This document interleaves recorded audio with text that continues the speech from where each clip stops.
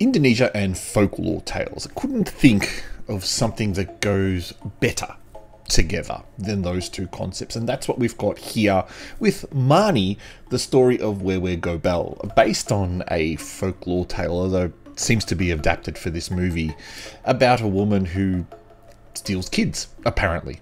Kids who are just not being watched by their parents, or who wander off, or need a bit of love and care. That's what WEWE GOMBEL does, and that's exactly what happens in this film. So we follow a divorced mother and her two children as they go back to a village. And one of the children is an older teen, the other one is intellectually handicapped, I suppose. It's about 8 years old.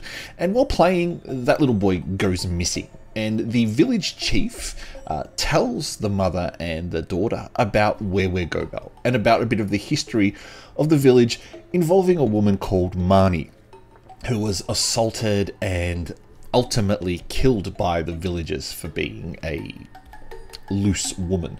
Although pretty unfair when you kind of consider her story and the way that she was treated by the locals. And again, that's probably one of the things that you'll pick up in this village movie, how a woman like Marni gets treated by a pack of bored men who have nothing better to do with their lives than to try to conquer a woman just trying to go about her daily life. And that's where you start to feel a bit sorry for Marni.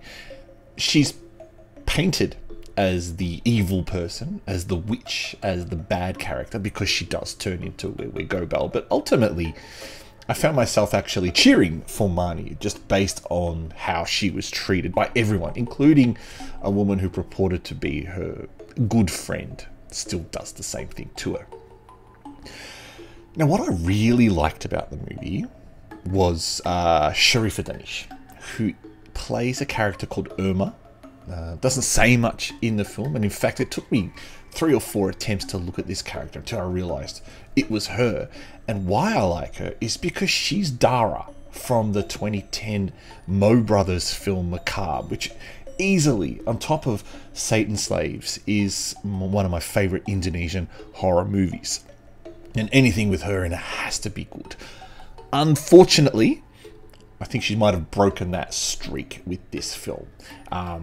It's too long to start with. I think 2 hours for a film like this is just probably 25 minutes.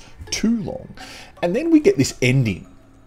And at the time, all I could think of was it reminded me of a 70s or 80s Shaw Brother kung fu horror film. There's just this massive fight scene between the Marni WEWE GOMBEL character and another character called Tama. That just seemed really out of place.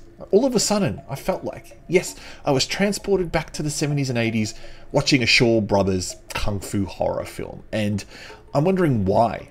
What was the purpose of that? It just really felt so out of place. But the movie's not bad.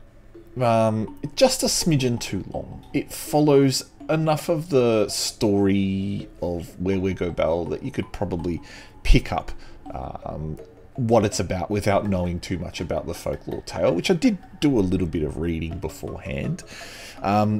It has some really spotty special effects. I will admit there is some times where the visual effects just look utterly terrible.